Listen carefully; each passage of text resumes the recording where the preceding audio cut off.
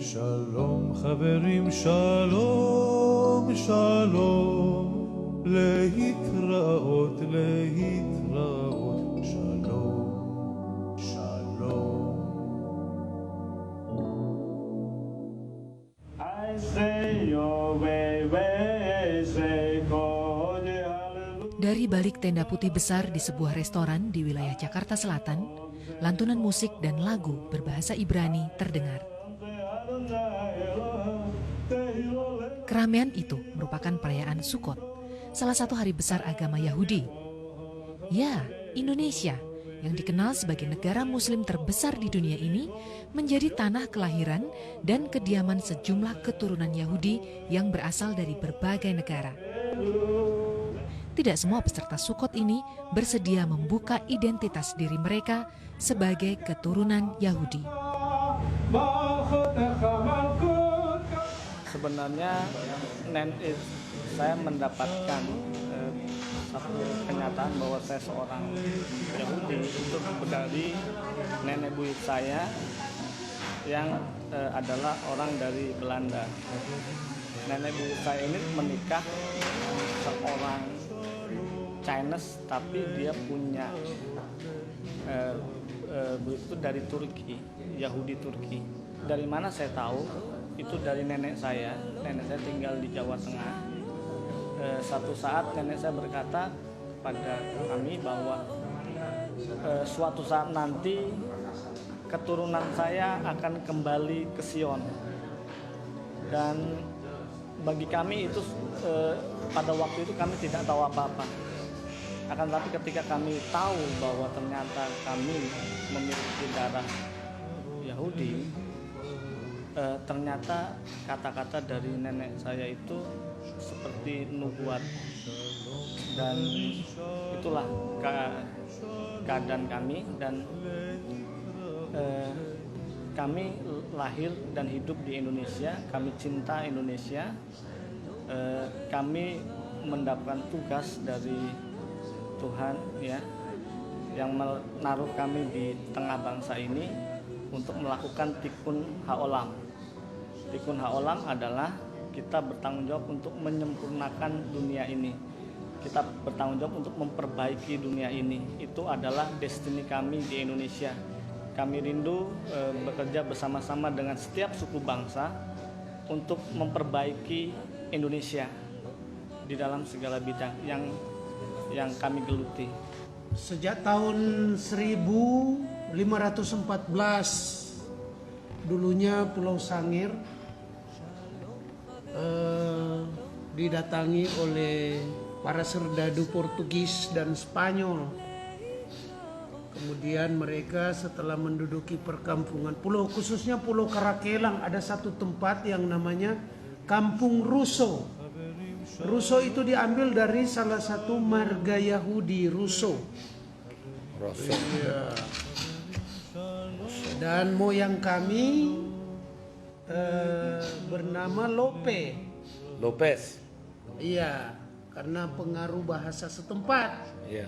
Iya, Lope dan Lumiri. Iya.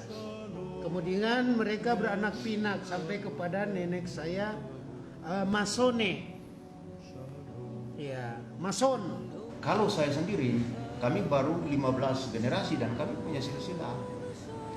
Nenek moyang saya pertama pun namanya Ibrani, Woinerah.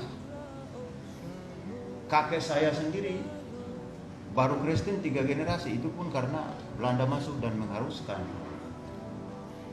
Nama yang di Maluku dibilang nama kafirnya Sikri, dan ternyata Sikri nama orang Ibrani. Baik. Saya terlahir sendiri pun dengan nama Ibrani tanpa saya sadari. Saya punya moyang juga nama Yudisial Sikri ada. Ya. Dan tadi saya pikir nama ini kan gak keren, jadi saya gak pakai. Ternyata sekarang saya bangga dengan nama itu. Opa saya datang ke Indonesia tahun 1930 sebelum bom terjadi di Rotterdam. Kemudian opanya opa menikahi seorang wanita Yahudi, ya, bernama Cornelia Agatha Meyers, yang sangat kuat untuk menguatkan fondasi dasar sebagai anak Yahudi buat opa saya. Menurut saya pada saat itu nggak penting karena saya dibesarkan dari keluarga Muslim. Ayah saya turunan ke-6 dari Kerajaan Brawijaya V. Jadi hakikatnya kami adalah orang-orang yang sangat kental dengan nilai-nilai Jawa atau kebatinan. Tapi ayah saya adalah seorang Muslim yang sangat baik dan saya sangat bangga mempunyai ayah seperti itu. Perayaan Sukkot tahun 2012 silam dilakukan oleh komunitas Yahudi di Indonesia yang tergabung dalam United Indonesian Jewish Community (UIJC). UIJC mendata sekitar 2.000 keturunan Yahudi di Indonesia. Yang menarik, peserta Sukkot yang notabene adalah perayaan agama Yahudi diikuti oleh pemeluk agama non-Yahudi seperti Islam dan Kristen.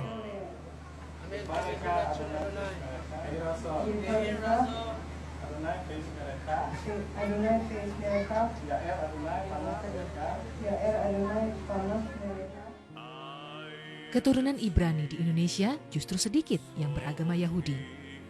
Perayaan Sabat setiap Sabtu diselenggarakan oleh sekelompok kecil jemaat yang biasanya dilakukan di rumah anggota jemaat.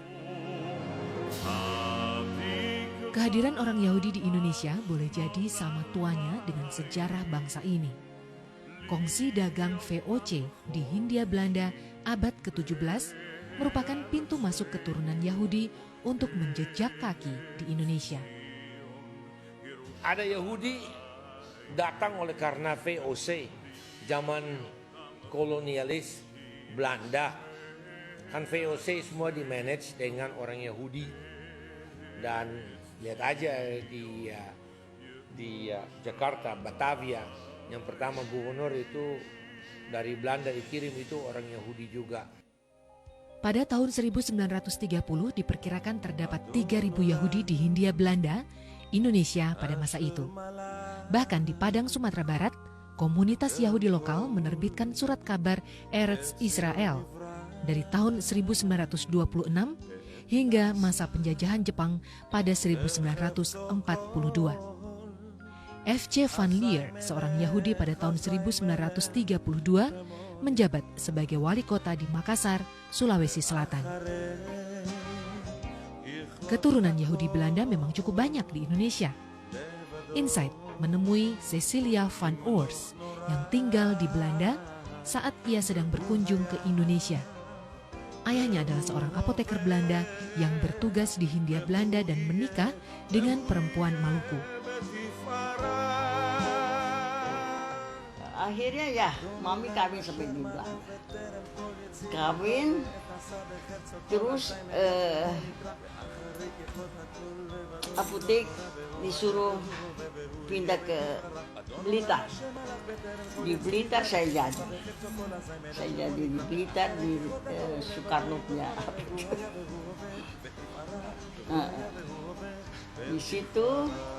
Dari situ ke Surabaya. Tapi saya ketemu sama ini tante yang jaga saya dari kecil dari Surabaya. Dia bilang, sis, itu dia punya father, dia punya bapak, dia Yahudi. Hah? Masa tante cannot know Yahudi? Iya, dia Yahudi. Oleh karena dia takut nanti kamu punya mami juga tidak bilang saya kawin sama orang Yahudi karena nanti ditangkap.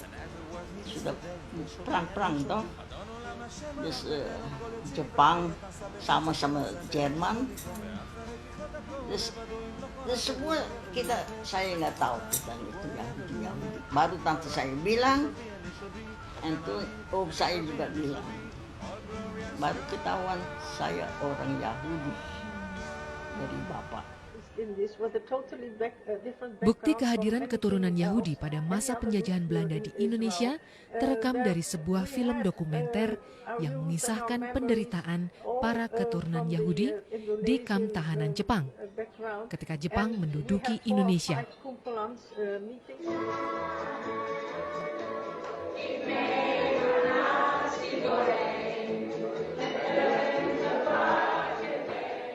Para mantan tahanan Jepang ini telah kembali ke Israel dan membentuk komunitas Yayasan Tempo Dulu di Haifa, Israel.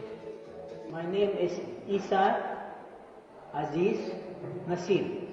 Where were you born? In Surabaya, 2 June 28. My father and mother and my grandfather and grandmother came from Iraq.